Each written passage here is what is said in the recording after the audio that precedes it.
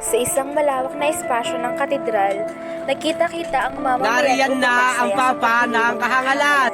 Si Quasimodo ay itinanghal bilang kuba ng Notre Dame. Bilang papa ng kahangalan, si Quasimodo ay ipinarada palibot sa ilang lugar sa Paris sa pamamagitan. Dumating ang Paris si Claude Floro at ipinatigil ang pagdiriwang. Inutusan niya si Quasimodo na bumalik sa Notre Dame. Sa paghahanap ng makakain, nasilayan ni Gringoire ang kagandahan nila Esmeralda, ang dalagang mananayaw. Ipinasya niyang sundan ang dalaga sa kanyang pag-uwi. Habang binabalagtas nila Esmeralda ang daan, laking gulat niya nang sunggaban siya ng dalawang lalaki, sina Quasimodo at Frollo. Diyan ka lang uba. Sa pangunan ni Phoebus, ang kapitan ng mga tagapagtanggol sa kaharian, dinakip nila si Quasimodo. Hoy, kuba! Uy.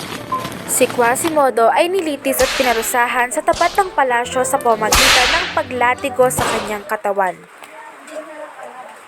La Esmeralda lang ang lumapit at binigyan siya ng isang baso ng tubig at tinawag siyang hamak na mananayaw at anak ng magnanakaw. Habang masayang nagsasayaw si Esmeralda, nabihag nito ang puso ni Phoebus. Ngunit sa kabilang banda, nakita sila ni Frollo na may matinding pagnanasa kay Esmeralda na nagdalawa nang biglang sumunggab ng saksak kay Phoebus. Ngunit mabilis ding naglaho ang may sala. Esmeralda gamit ang tali. Hinila niya pataas ang dalaga patungo sa katedral at tumatakot sa katedral ang pangkat ng mga taong palaboy at mananakaw. Sila ang kinikilalang pamilya nila Esmeralda ng dalawang pagpipilian ng dalaga. Ang mahalin siya o ang mabitay. Mas pinili nila Esmeralda ang mabitay kaysa ang mahalin ng isang hangal na tulad ni Frollo.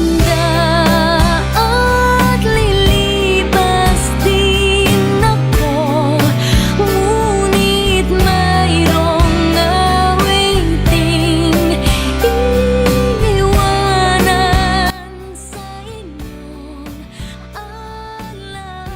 Huwag usgahan ang tao sa kanilang itsura. Si Quasimodo, bagaman may kakaibang anyo, ay may mabuting puso. Ang pag-ibig ay hindi laging makatarungan. Ang pagmamahal ng Quasimodo kay Esmeralda ay puno ng sakripisyo at kalungkutan.